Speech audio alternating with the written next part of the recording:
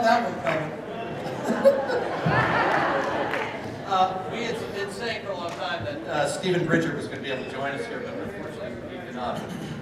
So if you were looking for Steve, we'll put you in touch with him. I want to start with you, Freddie, because I love the story of how this movie came to be.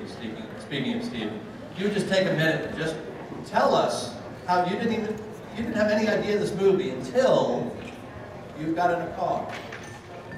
So, am I mic? So Stephen is a very old childhood friend from 3rd grade, and he wanted to be here tonight, and he is not. He's sad about that.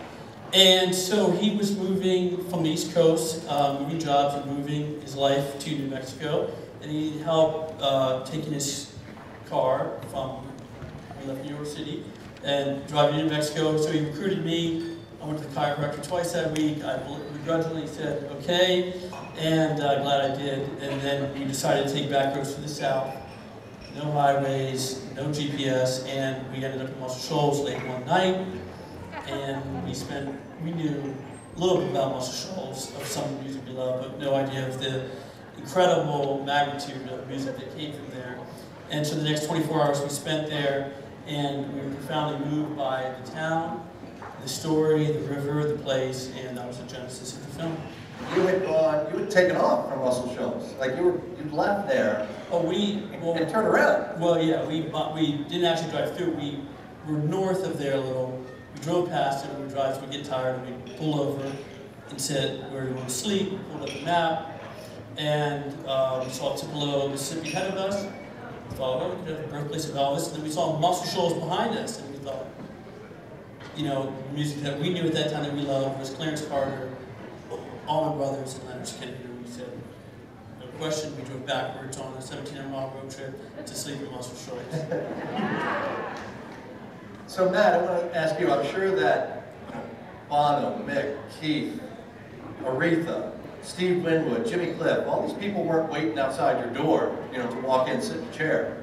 I can't imagine the logistical problems that you've had of getting all these people on film. Totally. A lot of these guys took a lot of wrangling to get to sit down for us. A few of the interviews had been set up, and at the last moment their schedules had changed, and we had to kind of shuffle our schedules to match with them. But yeah, we interviewed Mick and Jimmy in Los Angeles, Keith in New York, Bono in London, and Steve Winwood in Nashville, and yeah, it took some wrangling for sure. Give us a good story of anybody that you talked to that didn't make it into the movie. So there definitely, I mean, the story goes, I mean, literally the film could be a 6-part miniseries, and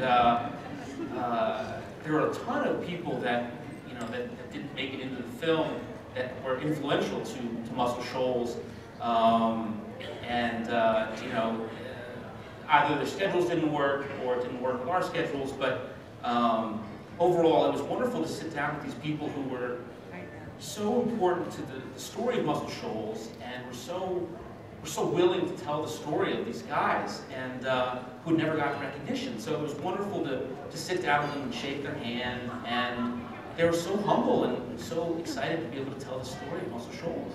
Yeah. Rod, do you have any idea how much footage you shot for this film?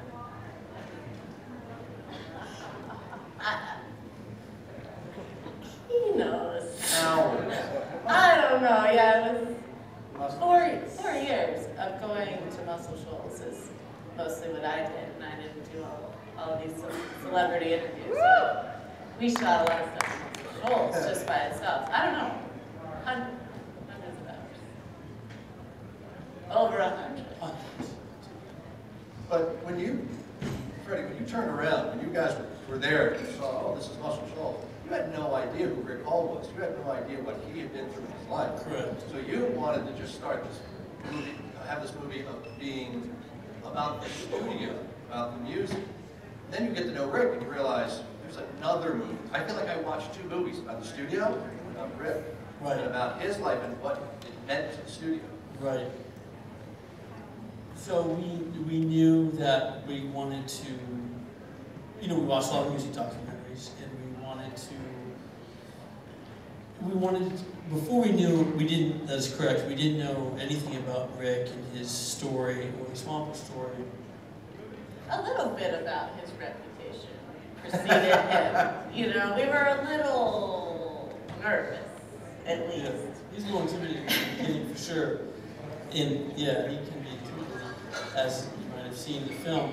But we knew we wanted to do something different, and basically we just went into it with the idea that we wanted to find what stories were there, and so we began to just take note of and learn the story as we went. And then as we did that, we knew that we wanted to find. Well, look, there's a lot of music documentaries where it's just a talking head, and you learn the historical aspect of the story, which is cool. And then but we were looking for. Well, first of all, we were moved greatly by the place. We felt something, and so that was one of the first things we wanted to sort of capture what we felt while we were there, and that was just the place. Then we got into learning about Rick's story and all the guys' story, and you just sort of look for where the story is that moves you, and sort of you want to bring those stories to the surface. One of the things that really affected me in the music is, or in the film, was how I felt like you go to Hawaii. You're in Hawaii. Hawaii gives you this feel. You go to Paris. Paris, you get this feel. You got to point across that this little corner of Alabama is like those two places, that you're there and you get the feel. Like it just seeps into you, right? Totally. Yeah. No? Like, tell me about how you must have felt that when you were there. I felt in the first 24 hours it was very powerful and very palpable. And and that was You gotta go. You gotta go. Yeah. I didn't realize it in the first few hours, but we've been back now multiple times a year for the last 3 to 4 years, and I think it's had its impact. And true story about Dwayne Allman camping in the parking lot? True story. Like, I'm not leaving. No. No? I'm not sure if it was concrete or dirt. I would have picked the grass better nearby, but. Any one of the three of you, best story that Rick Hall told you? But I could just get this feeling, he sort of sat back. Best story? Wow. He's got so many, jeez. What do you guys think? I just loved his command of a room. When the guy walked into a room, all eyes were on him, and whatever word he spoke was the word of the Lord of sorts. Everyone was just right there with him, and if they disagreed with him or not, it didn't matter. They did what he wanted and what he kind of suggested. So. Well, I also think a few people say it in the film that he's just so soulful. I didn't anticipate that. I was really kind of scared of him before we went down there, but I mean, it takes a little while, but then he's the first to say, I love you. And he means it. It's like, he's our family now. Yeah, when you're in So that's not a story, but that's total testament to the soul that man has. I love Bono's line where he says, these white guys look like they should be working in the supermarket around the corner. And I read that Paul Simon comes down there to record. Paul Simon comes in the front door and walks right by the guys because he thought they were the office staff. These can't be the right guys. Can't be. I want to take you guys here back to a 3-week time span in January and February of 1967 with Mussel Shoals studio and the musicians. And in the 3-week time span, January and February 67, January 20th, Arthur Conley records Sweet Soul Music. 4 days later, Aretha records I Never Loved a Man the Way I Love You, and Do Right Woman, Do Right Man on the same day. On February 1st of '67, Wilson Pickett records Funky Broadway.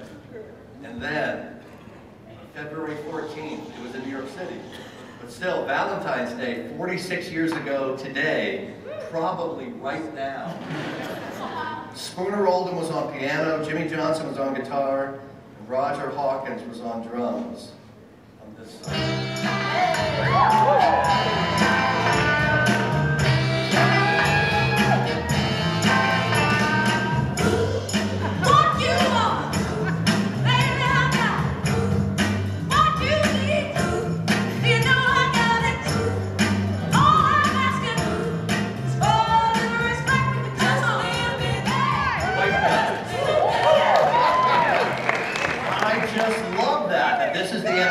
That song recorded on Valentine's Day. So as producers, you saw this film, you knew what you had, you knew the interviews that you had in hand, but there must have been obstacles that came your way to getting this film onto the screen. What were some of the things that you guys had to overcome? We look at it and go, of course this thing should be on the screen. But there must have been stuff that just came up, that you came up against. We were just outside discussing the fact that there's a huge story here, and that it's just had to be taken out left and right. There's tons more that was shot that we love that you guys didn't get to see.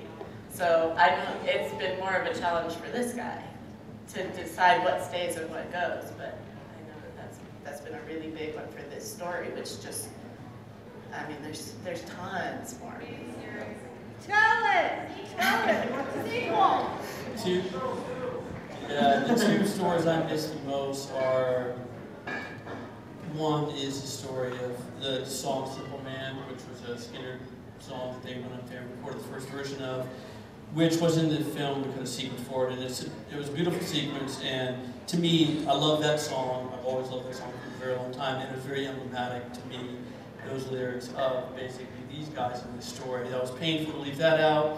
And then there was a great story of Aretha Franklin right after she had gotten divorced, and she was singing Call Me in New York. And as she was singing it, she started to cry, and the teardrops were hitting the music stand. And they were, Jimmy, the Swampers, and the guys were in the booth watching, and the teardrops were hitting the music stand, and they were hitting the light, and they were refracting as the water droplet splattered. It was refracting the light, and when that started happening, she just kept singing the take of "Call Me," which is a beautiful song. Many of you know it, I'm sure. And then there was not a dry on the house, and we shot a beautiful recreation of that, which was awesome. And so that is not a movie, and that was another painful one to let go of. Mic down just a A little last hot on the mic. I get another couple of questions, and then we want to come to you guys with some questions here in the audience. We have microphones down here in the two aisles, so feel free to just come on down to the mics. I'll come right out to you here in just a second. But why don't we bring the lights up just a little bit so people can see these mics, and please come to them, because that's part of what this festival is about, giving you a chance to talk directly here to the filmmakers. So, Freddie, I want to ask you about this. That I feel like at the end, it's almost film therapy of bringing the Swampers back to Rick, and then we're working together again. We know that music has a power. We know that film has a power. But I feel like, in this case, the making of film had the power of bringing these guys back together. Maybe they wouldn't have done this if you hadn't come upon them. You can sort of talk about what it was like at the time in the studio with these guys coming back and seeing each other after all this time. And after Rick Hall saying, this is war. Yeah, we saved that. That was actually the last day of filming. We saved that for that moment. And yeah, it was great. It was, it's like we knew that early on that was we were building that. And so to wait 3 years to actually do it was a very cool thing. And Roger Hawkins and Rick had not seen each other for like 7 or 10 years till that very moment, and those guys had made peace, but from talking to them that day and since then, a lot of healing, more healing came out, and they shared a lot of stuff that's not in the film. That's also not in the film, but they sat around and we filmed them, and they talked a lot about just, you know, what happened and their feelings, and, you know, more healing came that day, and that was cool to be a part of that. You know, as the guy who was the former musician, you know, you saw Stones in 7th grade yourself. Yeah. You know, to just make you feel like, hey, I'm in the music business. No, I didn't feel I was in the music business, but I felt like I was making a film, so that felt good. Okay, so, you know, being a film festival, we have a lot of filmmakers, you know, here. If you would please tell us what you do now and how long it was ago that you got into film, that you decided I want to work in film. About 6 years ago. 6 years ago, and now this is on the screen. Not bad, right? And what do you do now here in town? Well, I do real estate and I do this.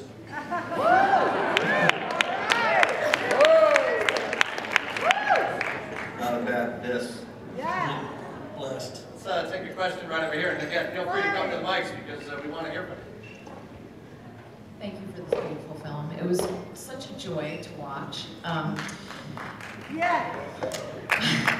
When you write a book or you create a film that talks about history, you're presenting it to people who may not have any or a large amount of knowledge about the subject matter. And with that comes a certain amount of responsibility as filmmakers. So I'm wondering about your process of how you decide who to weight, how much weight do you give them? Because your interpretation, your presentation of the history that occurred there could really impact people's experience of what happened. So you might get somebody who's like, oh, Wilson Pickett, man, he like changed my life, right?